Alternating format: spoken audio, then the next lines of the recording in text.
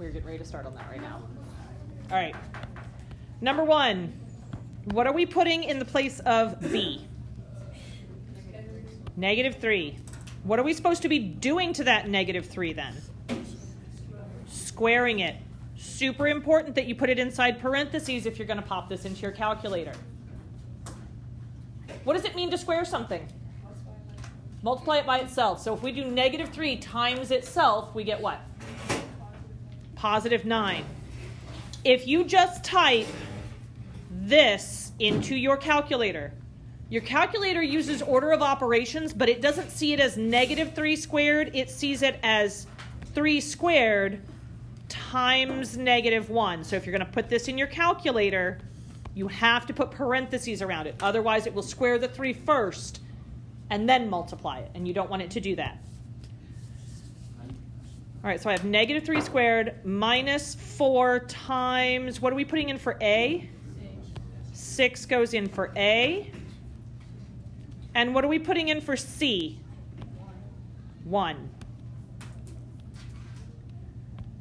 So I'm going to subtract, what is 4 times 6?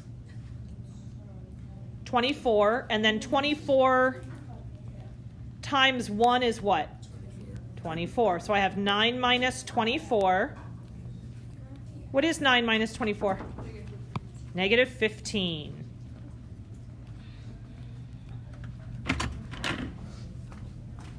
Thank you, sir. Number 2.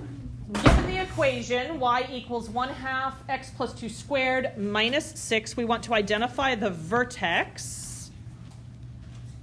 and the transformations from the parent function. The vertex is always which 2 pieces from our transformation? H and K.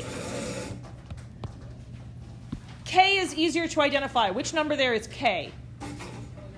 -6 is our K value. What is this 1/2 in the front? Which piece is this? Not our slope, because it's a quadratic. We have A, H, and K. A. Yes, A. So what is our H value? Be very careful. -2. What I see inside the equation is the opposite of H. So H is -2. So that means our vertex is what? -2, -6. H and then K. All right, so there's the vertex. And then we're also supposed to describe the transformations.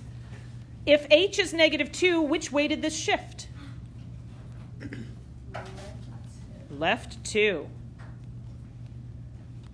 If K is -6, which way did this shift? Down 6. Vertically compressed. Why is it a compression? Yes. So what I always ask myself with the A value is if I multiply something by this number, what happens to it? If I multiply by 1/2, does it get bigger, smaller, or stay the same? Smaller. That's why it's a compression. If I multiply by that value, it gets smaller. All right. So far, so good? Before we dig into your books, I have a side question.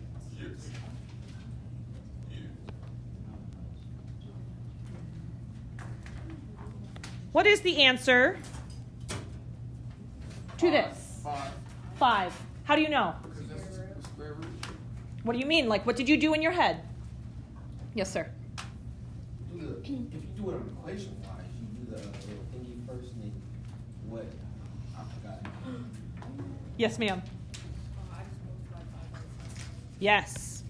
So, what number times itself equals 25? That's what this is asking me.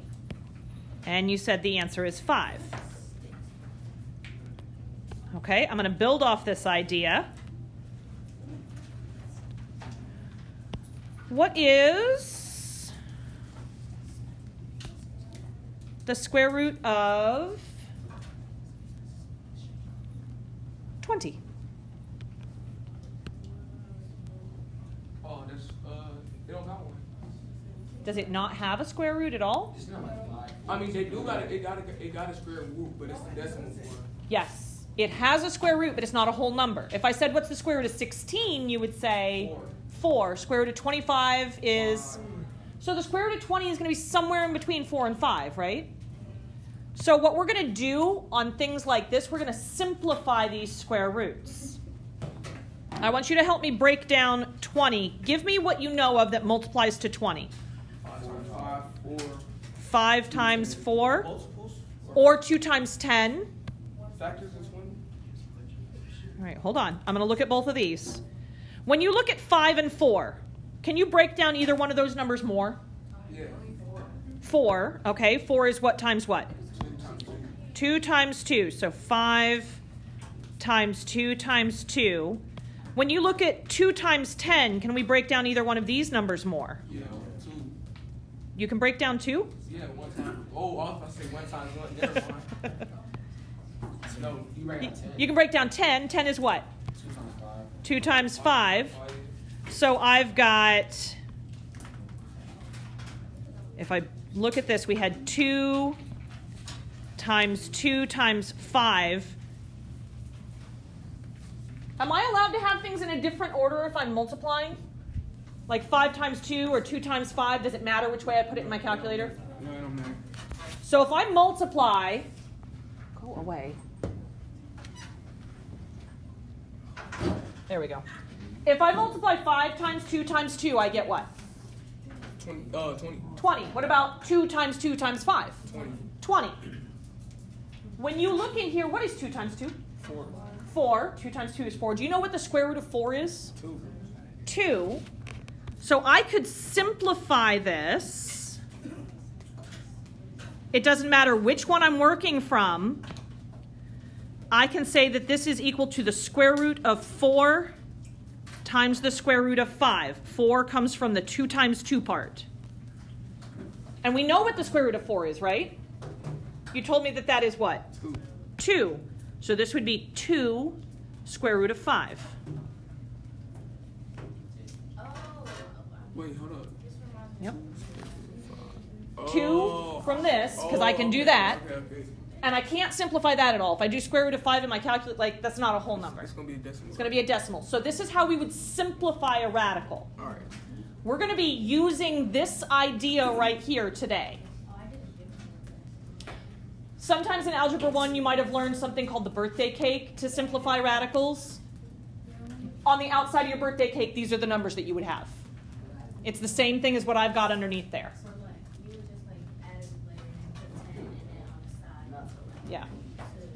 And if you guys want to see how to do birthday cake like in our study time, I'm happy to show you that. It's another way of breaking it down. I like this way because I can always multiply those together and get back to 20. So we can do the birthday cake way. You can do the birthday cake way, yes. Grab your books for me, page 161. Page 161.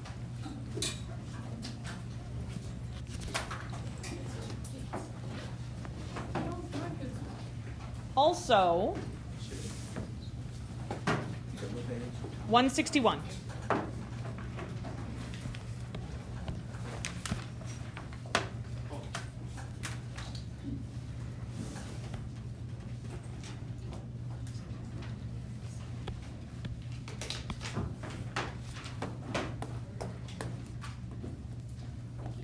I want you guys to put the square root of -1 in your calculator and tell me what you get. Yep. Come up and grab a yellow calculator if you need to. You can do it on your phone, right? Mm-hmm. They have a square root button on It does if you turn it to the side. here? Oh, okay. You're welcome to grab a yellow calculator. You're welcome to use your cell phone calculator. To do square roots, you've got to turn it to the side. But I want you to do square root of -1 in your calculator and tell me what you get.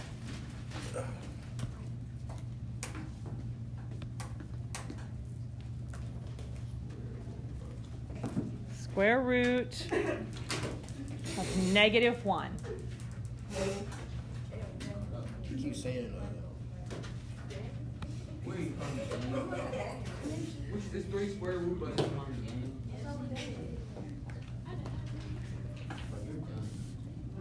You only have one square root button. It's that one. Oh, so That's a cubed root, and that does any root. Oh, So you have to do negative 1 in first. Okay, negative 1. So put 1 and then a negative. There you go. And then square root it. Yep. What is the square root of negative 1?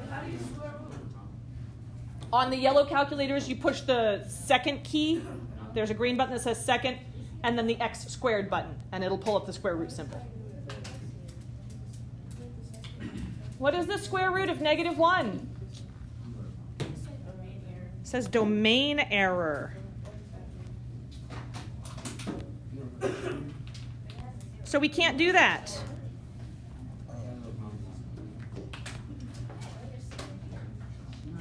Why can't we do this?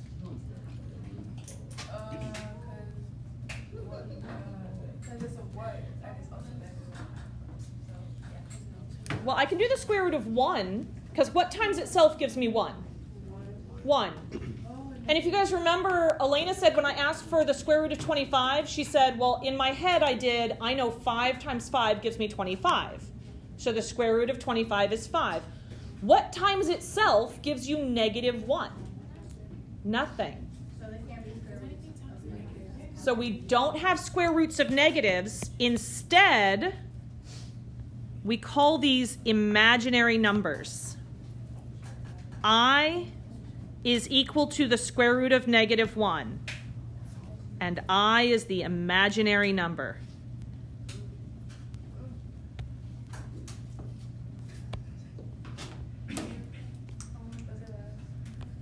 I is the imaginary number. Everything that we've worked with up to this point has been real numbers. My calculator can take the square roots of real numbers. I can't take the square root of negatives, though.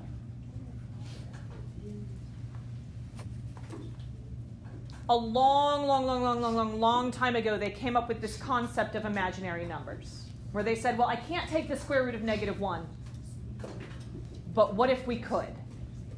And so they called it the imaginary number, and they just kept going then. Turns out, years and years and years, hundreds of years later, what we learned was that there are actual things in the real world that operate with this understanding of the imaginary number. Electricity. All the ways that we've figured out how electricity works and how to predict what electricity is going to do, how to make our circuits work. You have to have an understanding of imaginary numbers to understand how it's doing what it's doing and why. So that's why we're going to study this. The imaginary number is the square root of negative 1. And one of the properties of that is then if I take I and I square it, it is equal to negative 1. This is the only number that when I multiply it by itself, I get a negative back. No other number can I take it and multiply it by itself and get a negative.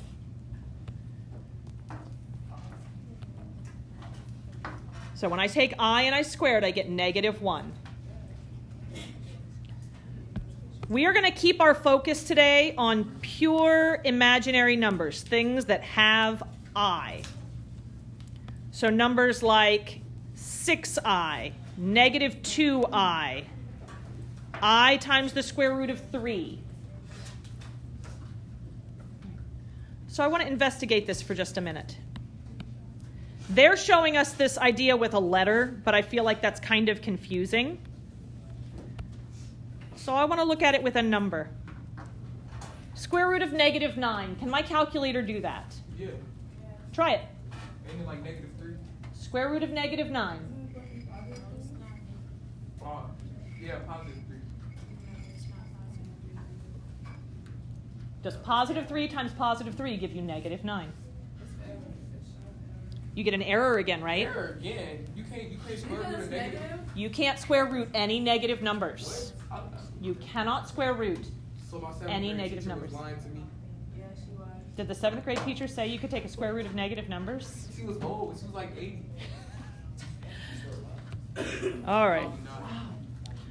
So we still need to be able to evaluate these because, again, there are real-world things that work with this in the background. Shh, guys, pay attention with me. I'm trying to make the next part as clear as possible, and y'all are going to get lost in just a moment. So I want to make sure I have your attention through this part, because if you can follow me through this, the next part makes more sense. What about if I split this up and I said, well, -9 is just 9 times -1. Is that true? No. 9 times -1 is not -9? Oh, it is. Okay. The square root is throwing me off. I'm not dealing with the square root at all. I'm just rewriting the part that's underneath. All right. Do you guys agree that the square root of 9 times -1 is the same thing as the square root of -9? Okay.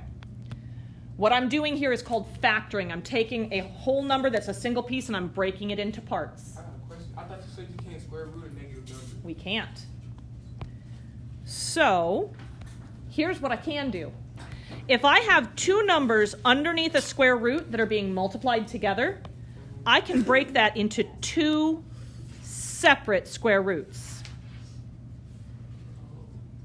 Can I do the square root of 9? Yes. What is the square root of 9? 3. So then this becomes 3 times the square root of -1. And I just told you up above that the square root of -1 has a special name. What do we call that? I. Oh, I got a question. Yes, sir. So you can't square root a -1, but you can have the answer of the square root of -1, like as an answer. No, we would need to simplify it to I and then yes. All right. So we have a name for the square root of -1 for that idea, and it is I. So we can take that out and then do the square root of just the positive part. Does that make sense? All right. So this is what we're going to practice doing. We're going to look at example 1, but first off in the margin, I'm going to do like a pre-example 1, because their example 1 is really long and confusing. We're going to watch what they're doing in an easier version of it, and then we're going to practice it. Okay? All right. So here's my version off to the side. So in the margin,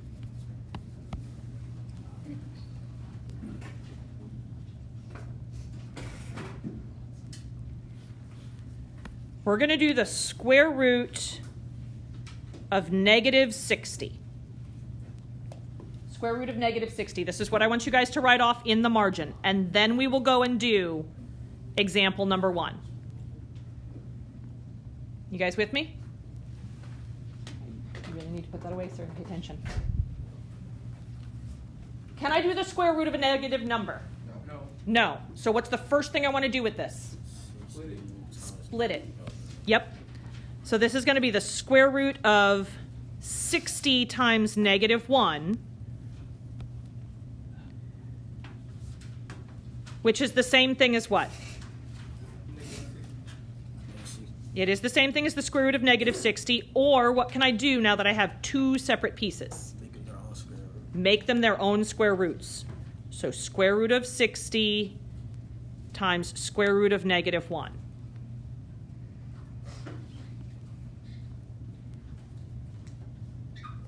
Is the square root of 60 a whole number? What is the square root of 60? And it, What times itself gives you 60? It's not going to come out to be a whole number. If I said, what's the square root of 100? it's 10. It's 10.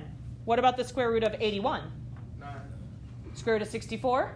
8. 8. This one's not going to come out to be a whole number. But can you help me break down 60? Yeah. What numbers multiply together to give you 60? 3 and 10. 3 and 10. Think again. 3 and 20. 2 and 30. 2 and 30, 6 and 10. It does not matter which way you choose to break this down. We just need to start breaking it down, because we're going to break all these numbers down as far as we can. Can we break down 3 anymore? No. Can we break down 20 anymore? Yeah. What multiplies to give you 20? 5 and 4. 5 and 4. Okay, so I have 3 times 5 times 4. And over here we still have this square root of negative 1. Can you do the square root of 3? Does that come out to be a whole number? No. What about the square root of 5? No. Square root of 4? Yeah. Yes, I can get a whole number out of that. So this is going to be the square root of 3 times 5 times the square root of 4 times the square root of negative 1. Wait, I have a question. Yep. Why you separate the 4 from the 3 and the 5? What can I do with the square root of 4? Oh, you can. Oh, yeah. I know the answer to that one. Can we do the square root of 3? No. Can I do the square root of 5? No. Then I'm going to leave them together, and actually I'm going to multiply them back together. What is 3 times 5? 15. 15. All right, so I have the square root of 15 times, what do I get for the square root of 4? 2 times square root of negative 1 is the same as I. So the way I would write this final answer then would be 2i square root of 15. We like to put our square roots at the end. That's a lot of steps. That is a lot of steps. You get faster at it the more you practice it. Because all we're doing is breaking down until we can see something that we either can take the square root of, or I have two numbers that are the same. Because if I have like 5 times 5 under there, 5 times 5 is what? 25. And I know the square root of 25. So if I have two numbers that are the same under the radical, I can pull those out. Let's try their example number 1. Their example number 1 is a huge number. What's the first thing I want to do with this, though? Split it. Split it. Split it into what? Negative 249 times negative 1. Yes. Underneath the square root, 294 times negative 1, which I'm then going to split up into 2 separate square roots. Do you think 294 is broken down as much as it can be? No. That's a really big number, though. I'm having trouble coming up with things that'll go into it. But I do know something special about 4. Is 4 even or odd? Even. Even. So this whole number is even. If it's even, what can go into it? 2. Grab your calculators because I need some help on this. This is 2 times what?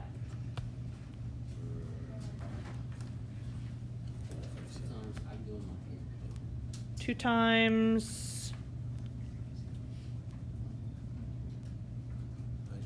147. Is the square root of 2 a whole number? Yeah. What is the square root of 2? What times itself gives you 2? Never mind. Nothing. Is 247 broken down as much as we possibly can? No. No. Will 2 go into it again? No. Why not? It's an odd number. Because it's an odd number. 2 won't go into it. I wonder if 3 will go into it. Grab your calculator. See if 3 will go into this. So it's 3 times 49. And then over here times the square root of negative 1. Real quick on your calculators, I want you guys to double check this for me. If we multiply these 3 numbers back together, what do we get? Yeah.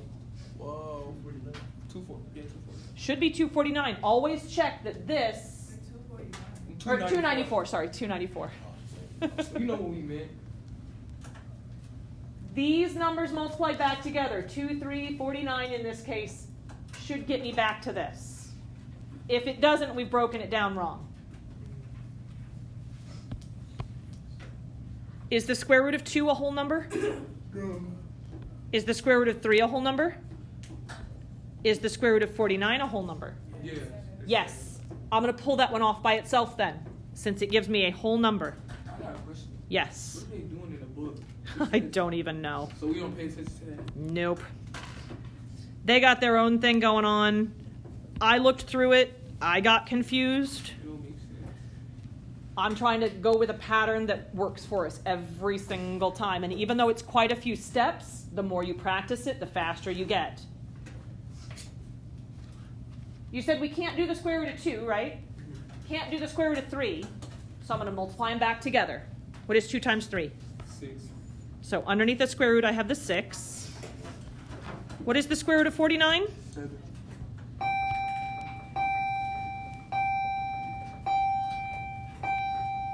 What's the square root of negative 1? I. I. So how would I write this final answer then? 7i square root of 6. 7i square root of 6. I want you guys to try the check there. Try this same exact pattern on that check.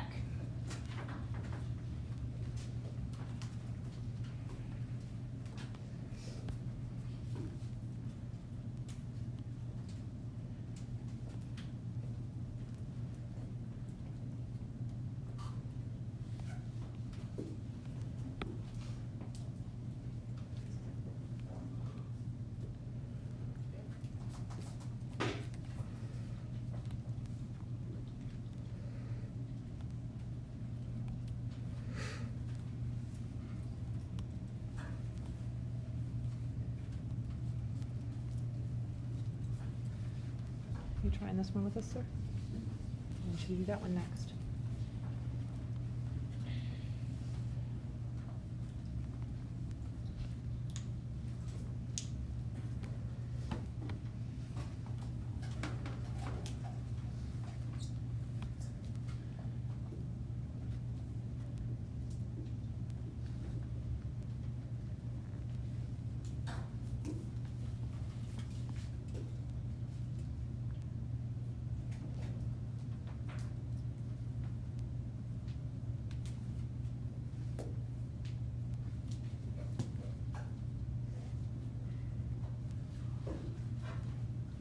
What's the first thing I'd want to do here?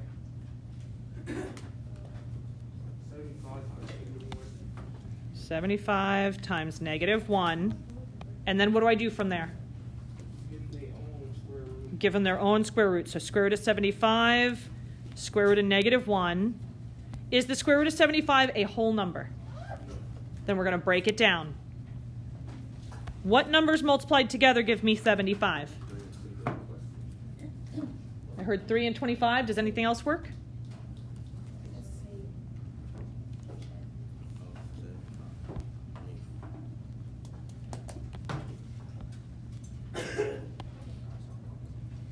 Sorry, not, yeah, 3 and 25. I had somebody earlier tell me today 5 and 15. Does that work? Yeah. 5 times 15 gives us 75, right? Can we do the square root of 3? Is that a whole number? No. What about the square root of 25? Yes. So I have the square root of 3 times the square root of 25 times the square root of negative 1. Square root of 25 you told me is 5. Square root of negative 1 is I. So I get 5i square root of 3. I want to look at how you get the same answer even if you did it this way. Can we do the square root of 5? Is that a whole number? What about 15? No. Can I break down either one of those more? Yeah. What can I break down? 15. What numbers multiply together to give me 15? 3 and 5.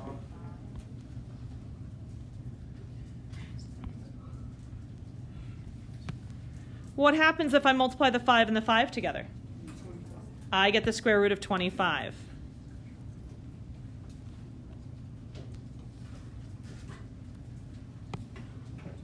So I have square root of 25 times square root of 3 times square root of negative 1. So even though on this one I didn't see 25 in there, I knew that 5 times 5 would give me something that I can take the square root of. Are you guys following what I did? Mm-hmm. Even if you break it down a slightly different way, if there are perfect squares there, if there were things that we can take the square root of, we'll see it show up twice under here. So either way, I get 5i square root of 3 as my answer. You guys ready to look at another example? All right. We're going to up the ante just a little bit. Next page, page 162.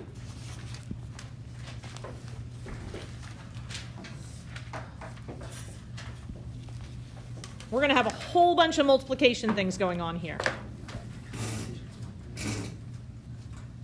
What do I do with just this first part, square root of negative 10? Treat it just like we were doing the other ones. Break it down. Tell me how it breaks down. 10 times negative 1, and then I give them each their own square roots. So square root of 10 times square root of negative 1. Help me do the same thing with the square root of negative 15. 15 times negative Yep. 1. 15 times negative 1, and then they each get their own square roots.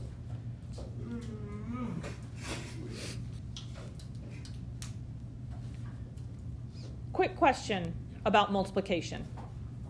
If I do 3 times 5, will I get a different answer than if I do 5 times 3? No. So can I rearrange numbers when I'm multiplying? Yeah. Yes. I'm going to go ahead and do that here. I'm going to keep the square root of 10 here. I'm going to move the square root of 15 next to it. And I'm going to put my square root of negative 1s together.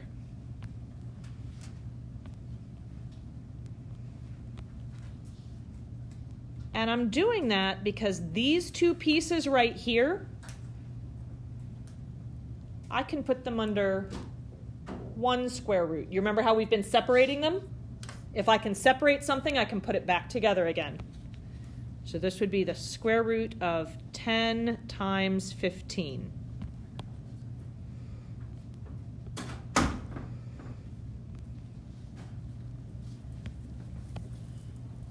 Is the square root of 10 a whole number? No.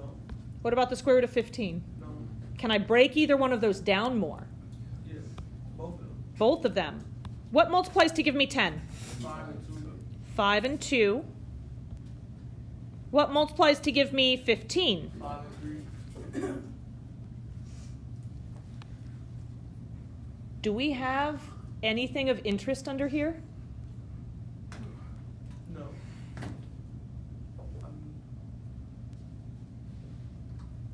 I see something interesting that happened. You got the square root of 25. Square root of 25, because I have a 5 and a 5 right here.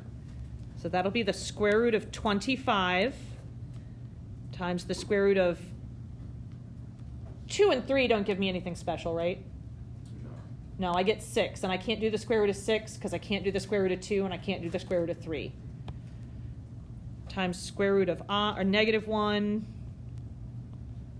times the square root of negative 1. Almost done. What is the square root of 25? 5. If I multiply the 2 and 3 back together, I get square root of 6. What's the square root of negative 1? I. And here I have another I. If I take something and I multiply it by itself, we normally say it is squared, right? So this is 5 square root of 6 times I squared. I told you way back on the other page at the very top, I squared is equal to something special. What is I squared equal to? Flip back if you need to. Negative 1. So this is 5 square root of 6 times negative 1. So either one is considered right? Nope. You have to simplify it. So you have to replace that with a negative 1. Good question. D squared and negative 1? No. Alright. Because remember, here's what's going on. I is equal to the square root of negative 1. So if I take that and I square one side, if you do it to one side, you have to Do it to the other side. Well, a square and a square root will cancel each other out. So I get that I squared is equal to -1. That's what's happening. If I multiply a number by -1, what happens to it? It's gonna be negative. Like, what's 5 times -1? Negative 5. -5. What's 5 square root of 6 times -1? -5 square root of 6. I want you to look at the check. I got a question. Yes. Where the 1 go? What do you mean? Oh, you must. Where the like What is 5 times -1? -5? Oh. 5 times -1 is -5.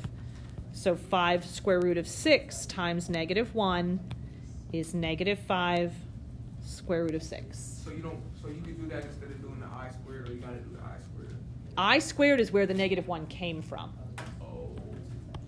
I squared is where that -1 came from. So it's two different things. Yes. I want you guys to do the check that's right underneath this one. Try this one out on your own. Ms. Bo, we get our test back today? Yes, you are.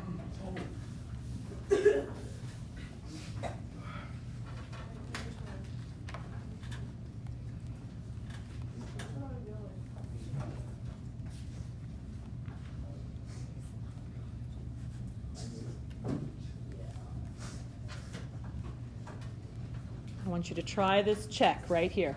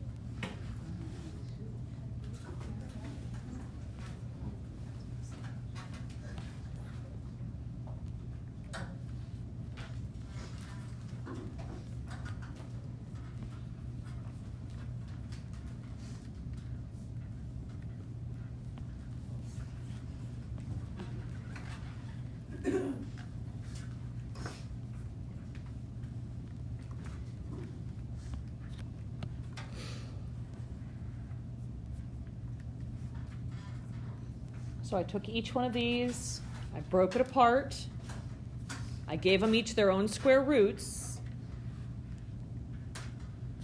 Can we do the square root of 16? Yeah.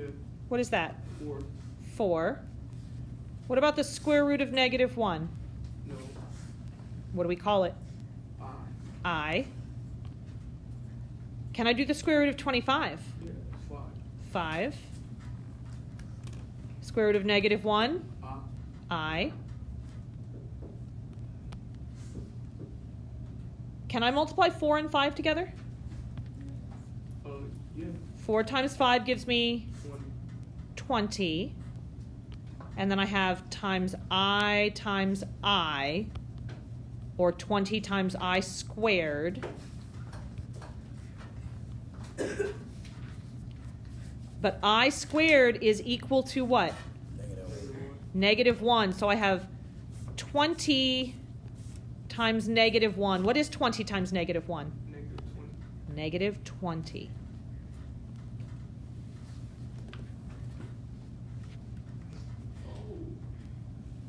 Making a little bit of sense? Good. One more concept that we want to cover with these pure imaginary numbers today. Look at example number 3 with me.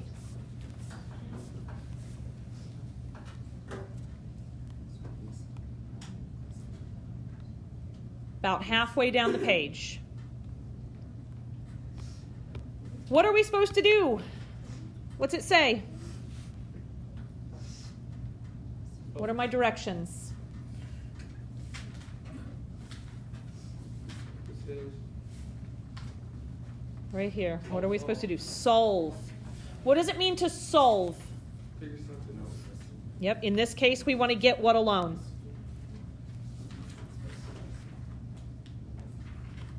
I want to get x alone. So how do I get x all by itself here? Subtract 81 from both sides. Subtract 81 from both sides. Okay, so I have x squared equals 0 minus 81 is negative 81. How do I get rid of the squared right here? How do we undo something that's been squared? Split it. What do you mean? X times X X. times x. Square root it. Oh. And if you do it to one side, You gotta do it to the other. got to do it to the other side. When we take a square root of something, how many answers do we get? 2. We get a positive and a negative. Do we know how to simplify the square root of negative 81 now? Yeah. Yes, let's do that off to the side. Square root of negative 81, how's that going to break down? 81 times negative 1. Give them each their own square roots. Can we do the square root of 81? Yes. It's 9. The square root of negative 1 No. is I. So x is equal to what? Plus or minus 9i. We have 2 answers. X equals 9i and x equals negative 9i. That's what that plus and minus means. I want you guys to do the check that's right underneath that. Try this skill, and that's where we're stopping for today.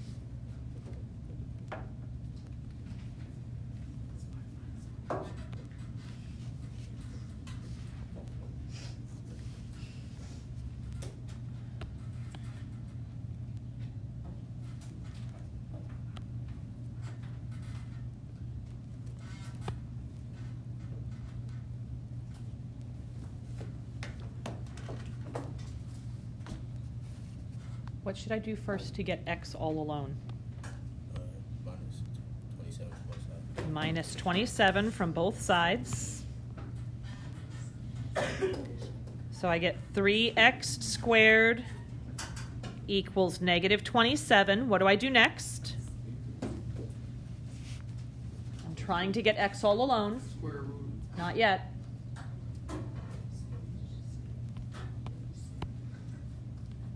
The way I decide what order to do things in is order of operations. Whenever we are solving, we're going this way. So we subtracted 27 from both sides. That was the addition or subtraction step. What do I need to do next? Multiply or divide. Multiply or divide. Is there anything being multiplied or divided to the x? Yes. So how do I get rid of it? Divide both sides by. Divide by 3. Yes, we're going to divide both sides by 3. What is negative 27 divided by 3? Negative 9. Negative 9. All right, so that took care of that step. Now I get to the exponent step. Now I'm allowed to undo or get rid of exponents. So now what do I do? Square root it. How many answers do we get when we square root? 2. We get one that is positive and one that is negative. What is the square root of negative 9? Close. 3i. 3i. Square root of negative 9, I break that down to be the square root of 9 times negative 1. So square root of 9 times square root of negative 1. I get a 3 from right here, and I get an I from right here. So if we do I3, it'll be wrong. What'd you say? So if we do I3, it'll be wrong. I3, if you wrote it down on a test as I3, I would give you points for that, but when we are writing imaginary numbers, it is standard notation to put the I after any whole numbers that you have. So what are my two answers for x then? 3i and negative 3i. Beautiful. All right. I am going to pass back your tests. Your homework due on Wednesday, because there's still some things that we need to talk about with imaginary numbers, but there are pieces that you can get started on. The first several due on Wednesday. I'm going to put this example back up in case you need to copy that down. Guys, do not leave the room with your test. I will need to recollect all of those from you guys, but I am going to pass those back. This was just like based on the questions that were on there. This was a very difficult test. I took that in mind when I was grading it, and I tried to be very lenient in the grading. So keep that in mind as you're looking at your scores. If you are not pleased with your score, you can work on corrections, and then you can retake the test if you don't like the score that you got. Hey, I need a moment. Bro, we gonna see.